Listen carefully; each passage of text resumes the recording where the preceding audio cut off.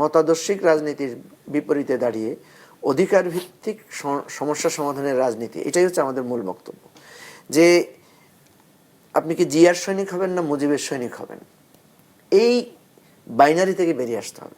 তাহলে আপনি কিসের সৈনিক হবেন?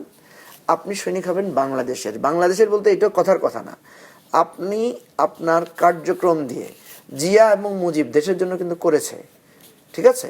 তারা কিন্তু কেউই, শেখ মুজিবুর রহমানও কোনো রাজার সন্তান ছিলেন না, কোনো উত্তরাধিকার সূত্রের নেতা হন নাই, জিয়াউর রহমানও উত্তরাধিকার সূত্রের নেতা হন নাই। দুইজনই একটা স্ট্রাগলের মধ্য দিয়ে তাদের রাজনীতিকে দাঁড় করিয়েছেন। ওনারা ভুল করেন না, ভুল করেছি আমরা ওনাদের ব্যক্তিকেন্দ্রিক পরিবারতান্ত্রিক রাজনীতিটাকে গ্রহণ করছি। কেউ একজন মুজিব হয়ে উঠতে চাচ্ছি না, কেউ একজন জিয়া হয়ে উঠতে চাচ্ছি না, বা নেক্সট জেনারেশনে আমরা যদি বলি তারা কেউ ওটা হয়ে উঠতে চাচ্ছে না।